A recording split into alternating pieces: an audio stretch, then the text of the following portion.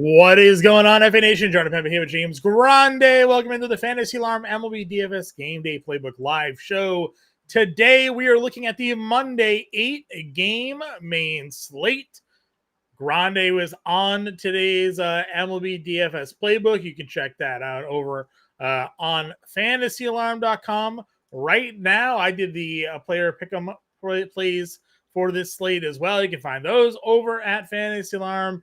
It is quite an interesting slate. You and I obviously did the preview show this morning.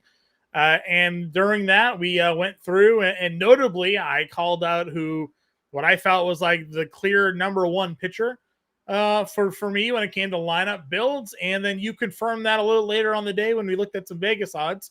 JP Sears minus 200 for more than 17 and a half outs. That is a number, rarefied air number here, usually kept for the elites of elites. So we'll obviously break down today's main slate. We'll get your questions. We appreciate you all tuning in. If you want to hit that like, hit that share, hit that subscribe button over on Fantasy Alarm and over on X, it is certainly appreciated. And if you're not yet a member of the Fantasy Alarm family, fantasyalarm.com/win, promo code Let's Go. Get that first month for less than $20. That includes the Fantasy Football Draft Guide and Fantasy Football Cheat Sheet. And James, we're getting closer to week one of the NFL season, which means you go all pro for a month right now. Your week one DFS content will be included in your first month of all pro. So not only do you get your draft guide and your cheat sheet and everything you need for seasonal fantasy football, that first month, promo code Let's Go, first month for $19.97, I think it is. When you use promo code Let's Go, fantasyalarm.com/win. Will include week one of the NFL DFS season as well. So now no better time than ever to sign up and take advantage of our Let's Go offer there on the screen. So hit that promo code right there and come join the family. Comments in chat. Justin, I see through you popping in already saying hello all. And then our guy here, I'm going to butcher that. Aok, whatever. Sears and Webb locked. That's what we talked about this morning. Definitely one of them. We'll dive into pitching right now and see what your thoughts are on this slate here, James. Glasnow, Brown, Nola, your top three price guys. Gallen, Webb, Allen, and Singer round out the 8K tier. Again, just 8 games on this main slate. Where are you looking to start things off? Yeah, so on the pre-show, you and I didn't care much about this top tier of arms. I've kind of changed a little bit there. I do have some interest in Tyler Glasnow. $10,200. He's the most expensive pitcher on the slate. I'm a little bit interested here. I like that we're getting I went over to DraftKings Sportsbook today looking at some Glasnow odds. He has the highest strikeout odds. I think that's probably predictable on today's slate at 7.5, and it's actually favored at -125 is what it opened at.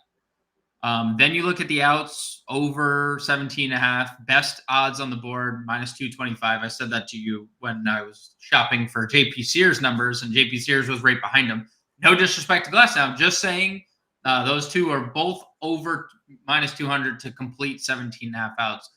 And then you factor in, and I think this is the cherry on top, kind of what Philly's offense has been over the last month. When you look at the numbers over the last 30 days, they're 25th in OPS, 28th in WOBA, and 28th in WRC plus against right-handed pitching. And they have a 24.4% strikeout rate over that span. I mean, that's a bottom 5 offense in 3 large categories, and they're striking out a bunch against the guy who strikes a bunch of people out. So I'm interested in Glasnow more than I was last night.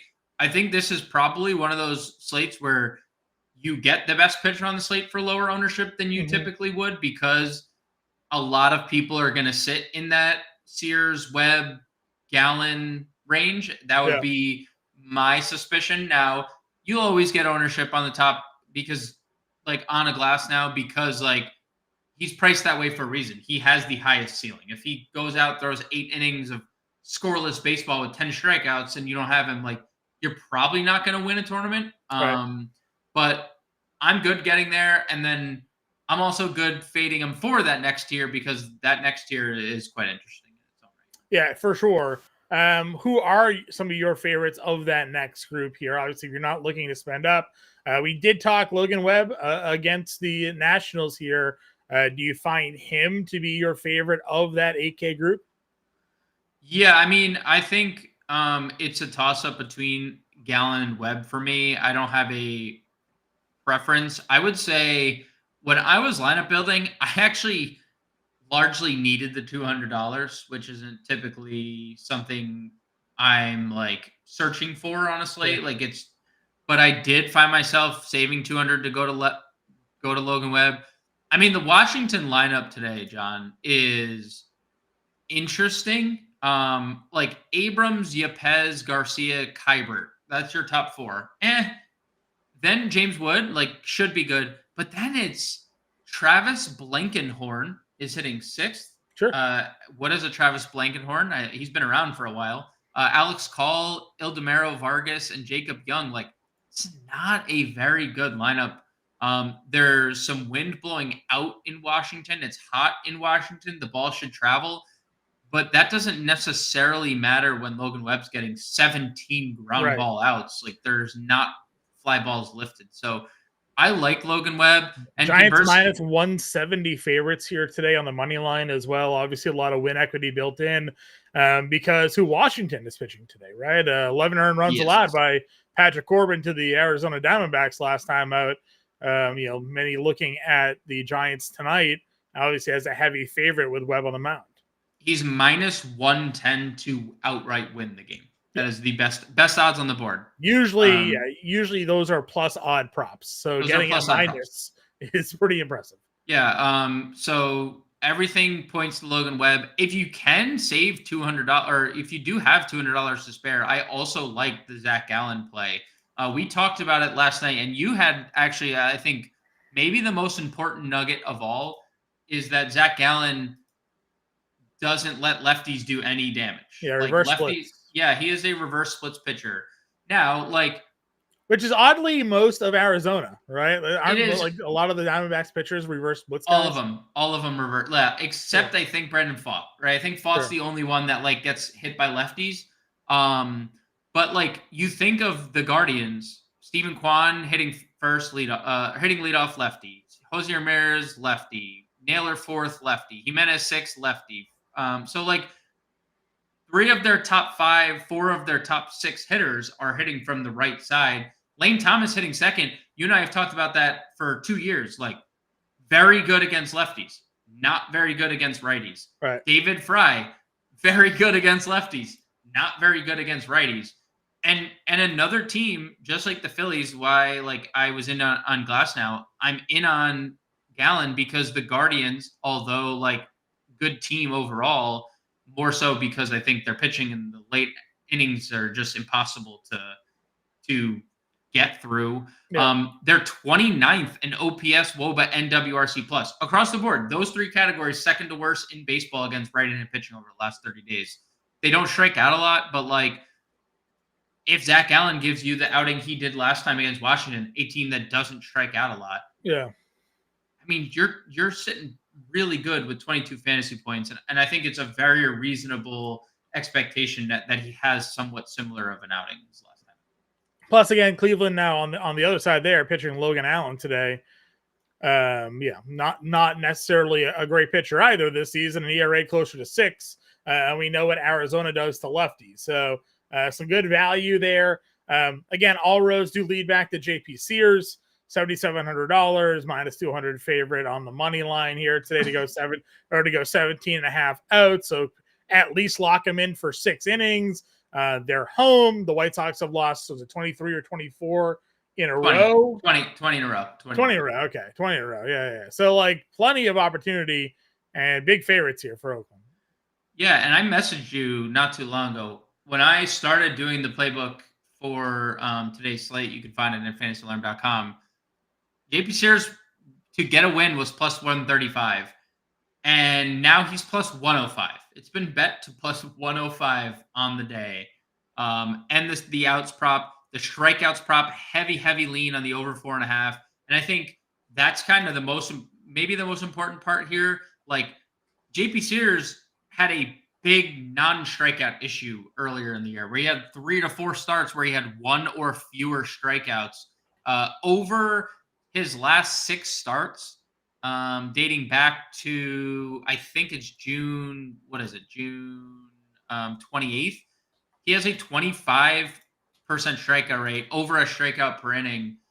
So he is, I think, per dollar, the best pitcher on the board. Bases obviously the White Sox, 29th in OPS, WOBA, and WRC plus against left-handed pitching over the last 30 days, 29% strikeout rate over that span. It's really just, he is just per dollar the best pitcher on the board. And you don't have to go lower. I do think there's one option that I would consider, but like his price is so favorable pairing him with like a Webb or a Gallon. And if you can get to Glass now, if you're not like completely spinning up on all the bats, like you can do that too. But JP Sears per dollar, best pitcher on the board. You mentioned there's somebody you could go below. Do you have a target for us here under JP Sears today? Yeah, I think it could be a festival in Chicago today. And like obviously it's been a little bit scary. Okay. Yeah. I am the first one to admit it. I was on David Festa immediately. I mean, he is a highly coveted prospect that has missed a ton of bats, right? At the minor league level. And he's largely carried that over to the major league level. But the fly ball rate and the home run rate is what really has haunted Festa quite a bit.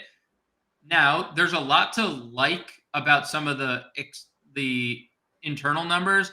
His 6.98 ERA sucks. His 3.6 ERA or Sierra and 3.87 xFIP, you do like sub 4 Sierra, sub 4 xFIP. Pretty good numbers for a guy with a 7 ERA. He has a near 10K per 9 and a 25% K rate at $6,100. And there's some wind blowing in Chicago tonight, which I think is not typically something we, factor. But when there's wind in Chicago, like in any direction, there is obviously a lean in either the hitter's favor or the bat's favor. Like that's just the way the ballpark plays. When the wind's blowing out, you'll see an 11-run implied total. It looks like Coors with anytime there's a fly ball. Mm-hmm. When the wind's blowing in, I mean, the ball just dies in the air. So we have some wind blowing in from left field. I like Festa as long as he can keep the ball in the yard. That's going to be the decision you have to make. The Cubs over the last 30 days are 14th in isolated power against rights. Okay, so it's little above league average. Do they have enough to knock Festa out of the yard? That's your GPP brain telling you yes or no, right? He's $6,100. That is a very cheap price tag for a guy that has 6+ strikeouts in 3 straight outings. Yeah, against Philly and the Mets, like 2 very talented offenses. And obviously, I talked about how Philly has been struggling a lot lately. And Anthony is in here talking Nola, Harper, Schwarber. I would not, but we'll get into that in a few. I just basically said what's up, Anthony? It feels like it's been a bit since we've had you in the chat with us here. No surprise, Anthony being contrarian right off the bat. But yeah, I mean, David Festa, I think, is definitely in play for tournaments. It just depends on your risk aversion and how risky you want to be tonight. He's also a Philly fan rocking the Eagles jersey. Yeah, that's fair. I feel like he talked a lot of Sixers as well during the basketball season. Yeah. And now wants to stack the Phillies against Glass now tonight. But you know what, Anthony? Honestly, Glasnow's been beatable more so of late than at any point in the season. So it could be a contrarian play on a shorter slate for sure. Let's jump on over to the catcher position.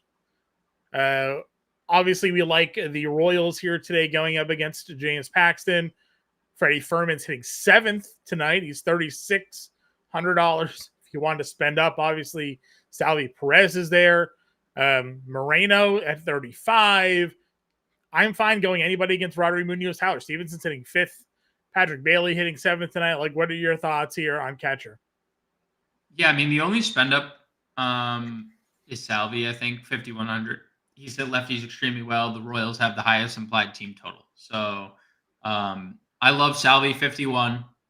I would get to Langoliers, 41. I think that's in play against the lefty. We didn't talk about because they made a pitching change, the White Sox, from last night to this morning. Kai Bush is making his major league debut for the White Sox today. He got shelled in his few starts at AAA. I'm not thinking this is a great spot for him, so I would go to Langoliers if you want at 4,100. I'm like, I think I should like the Reds more than I do. I don't. Okay. I don't know. Are you just being scarred by the Marlins play of late? No, it's more so like when you look at things when they're not in Cincinnati against right-handed pitching, which has been their bread and butter. They're bottom 5 in the league in like Sure. all offensive categories. And it's like then it's like you start talking about like some Colorado stuff, right? Like anytime you get Colorado, like the Colorado numbers look great against lefties, and then you're like, oh wait, right, gotta factor in that they play in a stadium that carries the ball an extra how many feet, Sure. right? So I'm okay with Cincinnati again. Maybe I'm just lower than the field on them. If that's the case, so be it. But I'm not really in on Stevenson when you could play the Furman Moreno Okay. pairing right below them. I mean, again, Cincinnati or Kansas City has the highest implied team total. We've talked about the Paxton luck kind of all year, and it's starting to run out, and you could tell it's starting to run out. And now he has to face a lineup just littered of righties that hit lefties well. And then Gabriel Moreno, we kind of projected him hit second. That is exactly what happened. He's hitting second, and I like both those guys. And if you want to play Stevenson again, maybe it's just me. Maybe I'm just the fool for not being on Cincinnati. I understand that Roderick Munoz has been Ooh, I'm sad. That's sad.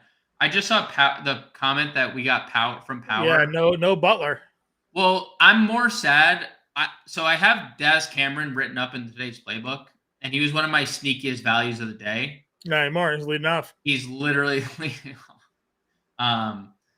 So like one of those things, like you're very grateful, like cool that he's leading off, but also like, right? Like, oh, that's all the possible value that was going to be low owned is not anymore. But back to catcher, yeah. I think I'm just living Furman Moreno if I'm spending up, Salvi, mid-tier, Langoliers, and you can always like, I don't care if you want to punt with like Amaya who homered yesterday or punt with like anyone in the lineup, you can always do that as well. That's a perfectly fine approach. First base here, Ohtani up at the top, Harper. Freddie Freeman is expected to be back today as well, 6K.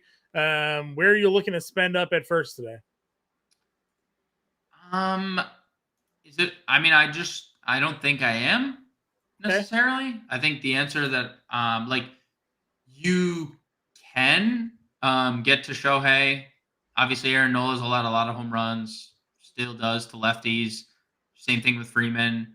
I'm in on Glass now, so naturally, I'm just not going to be in on Philadelphia. They've been bad against right-handed pitching. Yeah, Harper was in one of his worst slumps of his entire career too. So yeah, and I think that obviously plays a part in why him, Turner. It's really been everyone but Schwarber, right? Schwarber's been their best player by far. So Ohtani and Freeman would be fine. More as one-offs than anything. Salvi, you can obviously play at first. I don't hate the Paredes hitting third thing, although it's a righty. He obviously fares better against lefties. I just have not really moved off of this like Josh Bell, Dom Smith tier today. Josh Bell has shown more power this year from the right side. He has shown a ton of power since the All-Star break, 7 home runs in 13 games since the break. So 3,300 hitting fourth against Logan Allen. That's per dollar my favorite first baseman play of the day. For sure. Yeah, no, great value. Obviously, great matchups for both here as well. Would you go Jonah Bride, 2,400? Not against. I'm not against it. They needed to get their power hitter some time to just focus on hitting, so he's DHing tonight. Because why wouldn't you when you've homered 3 times in 5 games and you're the best power hitter on the team? I'm okay with Jonah Bride 24. Dude, Nick Martinez as a starting pitcher this year has pitched to a 7.4 ERA with a 3.48 average and a 3.88 WOBA against. Like, there's a reason why he was moved to the bullpen, because he's not good. And if they're going to continue to throw him out as a starter, whether it's a lengthy outing or not, I think that he's in trouble. So, yeah, I'm okay with Jonah Bryan. Honestly, I'd be okay with Marlins in general. We didn't talk about Jake Berger hitting second, but you could play Berger and you can play Bride first and third, whichever position. In both Our guy Chris Diaz is offering us a piece of his. If he takes down the 20 at first today, he'll break us off a little bit. Chris, we'll certainly appreciate that. But you can keep it, man. You can just pay us by supporting Fantasy Alarm. We don't need any additional funding there. But good luck to you. Obviously, if you have any lineup questions, throw them in the chat. We'll build a DraftKings lineup, which can sort of mirror FanDuel here at the end of the show. Second base. Yesterday, Ketel Marte was our top guy. Has anything changed for you in that sense? Yesterday is still today, sure. in that sense. Ketel Marte is the top play. He mashes lefties. Over 1,000 OPS this year, 1,100 OPS over the last month. Sign me up. I would say he and Brent Rooker would probably be my 1A, 1B today as my favorite spend-ups. Obviously, I'm not like saying that I wouldn't play Bobby Witt or I wouldn't play Shohei or whatever, but just like per dollar, like I just think the spots that they're in just trump everyone else's. So, yeah, Marte 5,800 is a lock and load for me. If not spending up $5,800, where do we find ourselves looking to begin lineups in the mid tier today? Willie Castro 4,400 is a really, really good play. Leading off has been really good the last few games. Has been really solid against right-handed pitching this year. Obviously, he's had more success against lefties, but Kyle Hendricks has been abysmal against lefties, and the fly ball rate is elevated against lefties. It's just been a bad season for him against southpaws. So Castro for sure.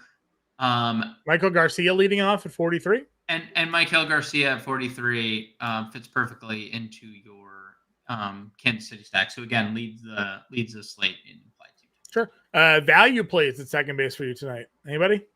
Yeah, I mean Gavin Lux is just interesting always at this point. I mean, even I'd say even with Freeman coming back, there's a chance he hits third. Maybe he doesn't because they want to break up like the lefty streak, but maybe he hits fourth instead and they hit like Teoscar or Will Smith third. But I still think Gavin Lux is hitting near the top of this lineup. So I think that's in play. Casey Schmidt is a little bit interesting, hitting fifth. I mean, multi-position eligible. I know the stats don't look great. He has hit a couple home runs in his last couple games, and he has hit lefties well specifically this year. It's all small sample stuff since he's only had 56 at-bats overall, but I do think Casey Schmidt at 2,600 is interesting. Yeah, no, 100%. Again, hitting middle lineup against a guy that just gave up 11 runs, hard not to like that. Third base, Devers, Ramirez, Royce Lewis up at your top there as the top spend up plays. We liked Lewis last night against Hendricks.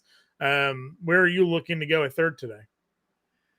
Yeah, I mean, I still think Lewis is the top spend at the position.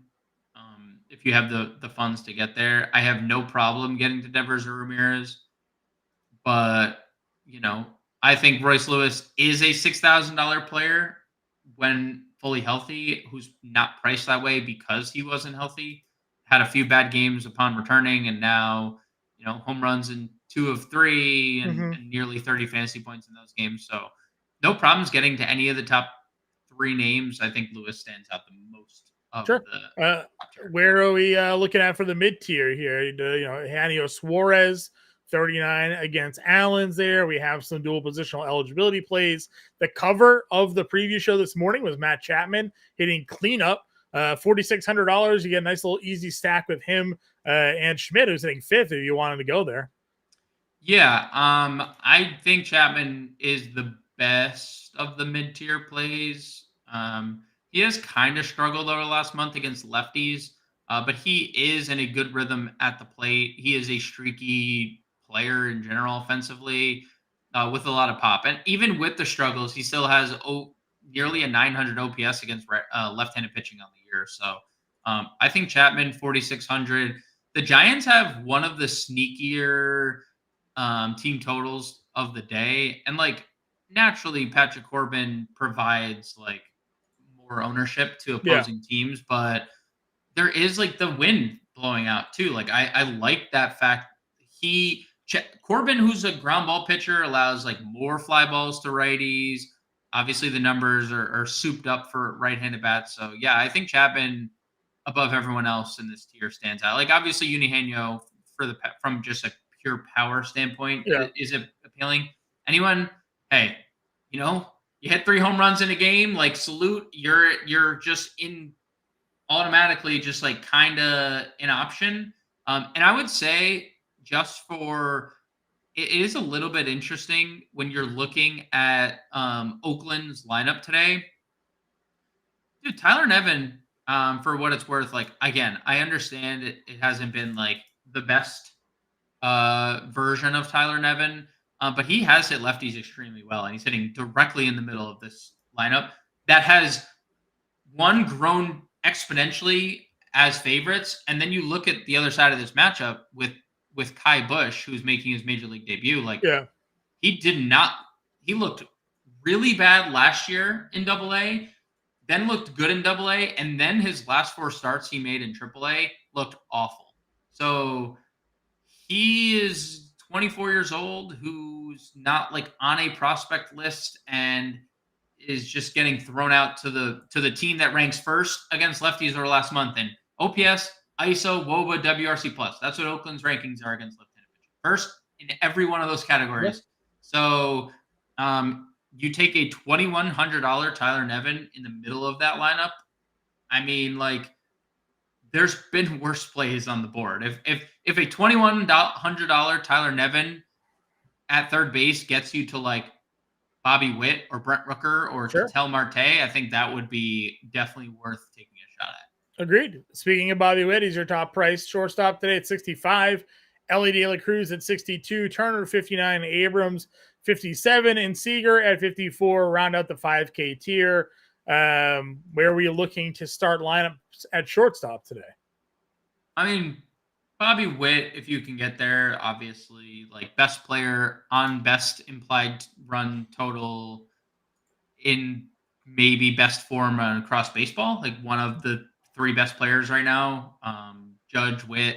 Yeah, for a small slate, there's a lot of great matchups for high price. There are a lot, which is why, like, when I said Rooker, Marte, like I didn't want to like people think like I was just like excluding Witt and like that ilk of player, but I also like the position more here. Like I like the mid tier after Witt and Ellie. Like I'm good with getting to Ellie. You and I talked about it on the pre-show. I don't like how streaky he is when he's not hitting, because then it's like you can always play him. I get it. You're welcome to play Bob or Ellie De La Cruz. He might go for 70 fantasy points one of these days in a singular outing. But I prefer Witt up top. On Turner, very, very just out on the Phillies in general. I think the 2 for me in the mid tier are Fitzgerald and Xavier Edwards here. Correct. Both are written up in the playbook today. Actually, yep. I mean, both leading off. Both leading off, and like, I think there's 2 different. Those are way different players, right?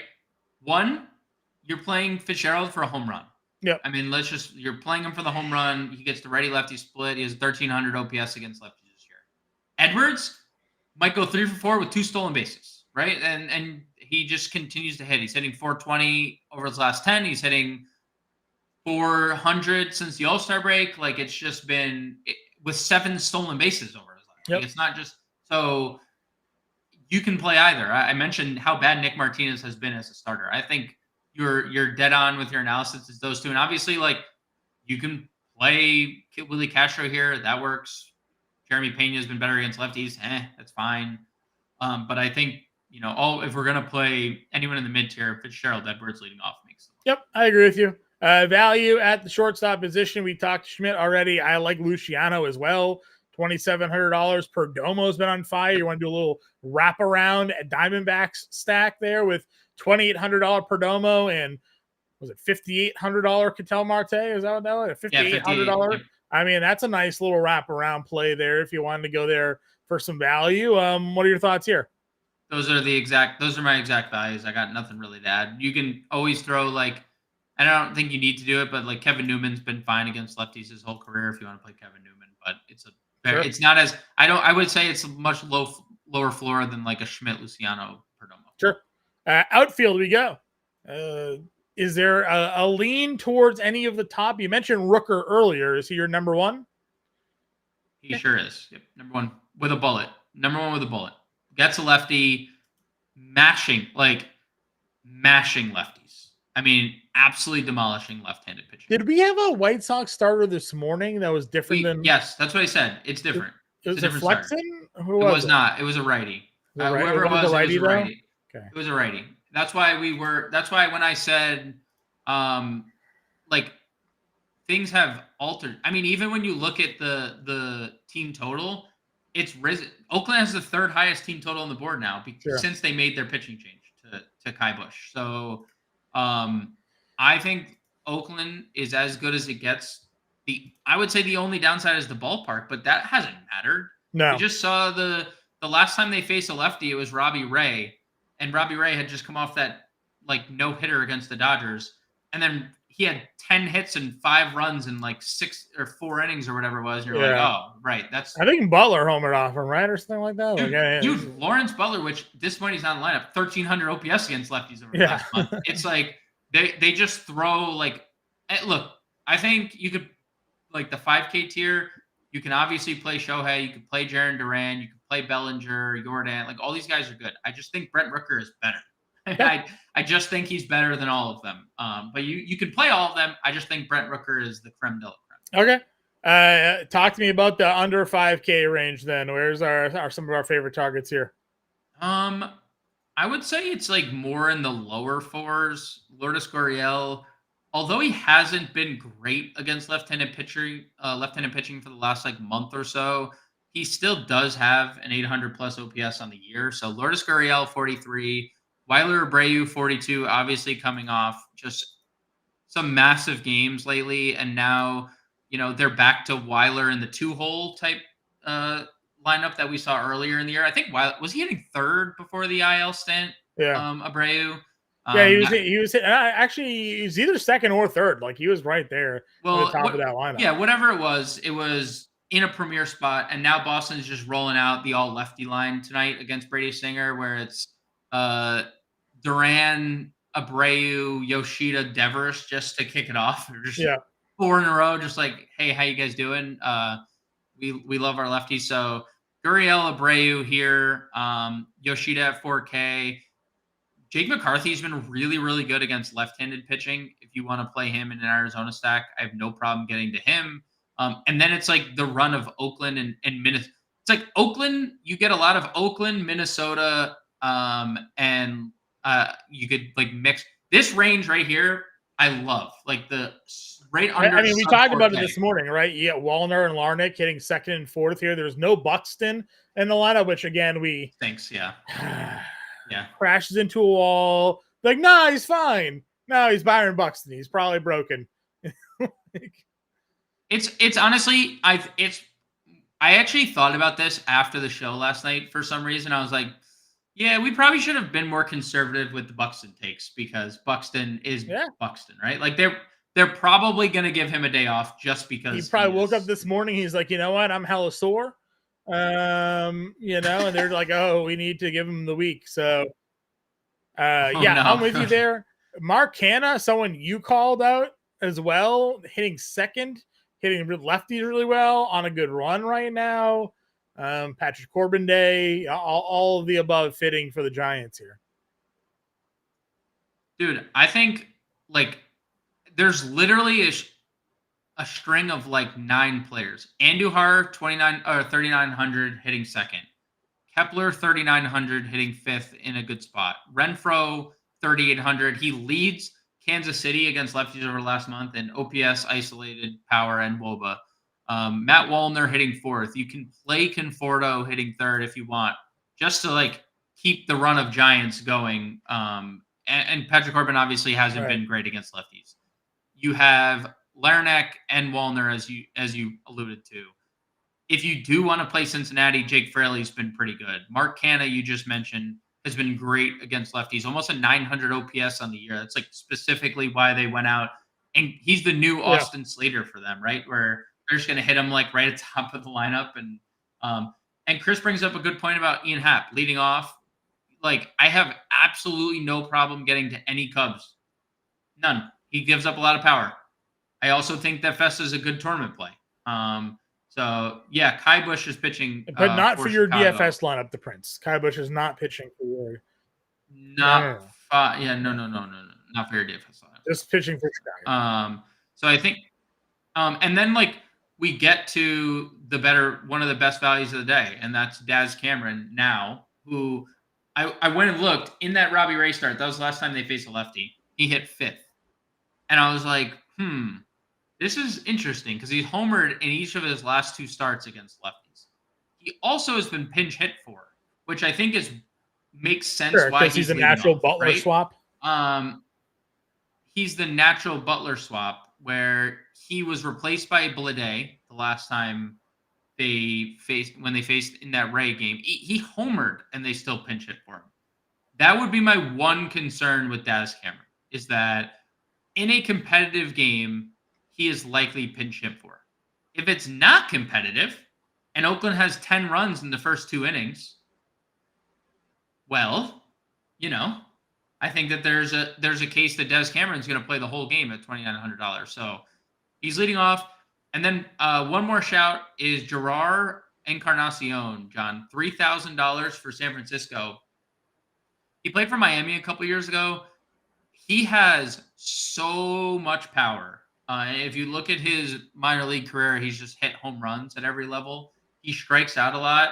Not exactly the spot that we need to worry about that, but he just hits a ton of power. He also has like the best home run odds, or the second best home run odds for San Francisco today. Which I found interesting. Matt Chapman has the best odds. He has better home run odds than Tyler Fitzgerald, who has hit 10 home runs in 17 games or whatever it's been. So I would play Encarnacion. I would play waiting Cameron. For the Marlins to call up was a Deveston De Los Santos, the guy they got from that Diamondbacks that is just monster power numbers at the minor league level. Waiting for the. They also could call up Connor Norby too. That might help as well. Not that they need it because they're winning. So, all right, let's build a lineup then. We got Marte, probably our first plug, and Rooker. Do we see if we can stack up Marte Rooker here? Okay, we like Sears, obviously. Well, what's our SP2? We probably both like Logan Webb. I think that was probably the Furman was our thing there. All right, 3,800. Probably go Daz. Yeah, Daz provides a ton of value. I mean, first base, I think it's a spend down. It's going to be Bell, Smith, or Tyler Nevin hitting 4,300. We could do you think we get Witt if we do Nevin at third? Probably. I mean, definitely. Because you can like, you're in that range of outfielders, like that sub 4K range that is just like elite. Like if you want to play like any of the Minnesota guys, Renfroe to pair with your Furman Witt stack, you could play. I mean, Andujar hitting second to go like 2-3 or 1-2-3 in your the Renfroe play that looks nice for Paxton. $500 left over if we want to move money around off Cameron or something like that. But Sears, Webb, Furman, Bell, Marte, Nevin, Witt, Rooker, Cameron, and Renfroe. A little Royal stack against Paxton, 2-man Diamondback stack, 3-man Oakland stack here tonight with Sears and Webb up at the top. Any final thoughts here, James? Are you good with not playing anyone against? Yeah, I mean, again, I'm fine with it. I know we generally like to stack against Patrick Corbin. We don't have any Giants in the lineup, but adjustments could be made. Again, we triple spent here. So if we went down from Witt and played Fitzgerald, I'm sure we could probably make it work. 2,500. That gives us, that might be the money on the nose. That's exactly the money. That's exactly. If you wanted to get rid of Bobby Witt, there you go. Furman, Bell, Marte, Chapman, Fitzgerald, Rooker, Cameron, and Renfroe. Easily put together lineup for anybody to copy and enter into their contests here this evening. So, guys, give us a follow over on the X machine at _real_grande and at Impemba777. If you're not yet a member of the Fantasy Alarm family, I'll run it back for you here one more time. Scan that QR code, fantasyalarm.com/win, promo code Let's Go. First month, less than $20 gets you access to all content behind the paywall, including the fantasy football cheat sheet and fantasy football draft guide. Also, your first month will run into the first week of the NFL season, which means you'll get access to our NFL Week 1 DFS projections and content there as well. So try us out for Week 1 of the NFL DFS season. Prepare for your seasonal fantasy football drafts and get all of your content for MMA, PGA, MLB, you name it. We cover it here over at Fantasy Alarm. So again, fantasyalarm.com/win. Promo code Let's Go gets that first month for less than $20. James and I will be back. Myself and Henry will be back tomorrow in the live show. James and I will have the preview show for all of you. Until then, everybody, good luck tonight, and we'll catch you later.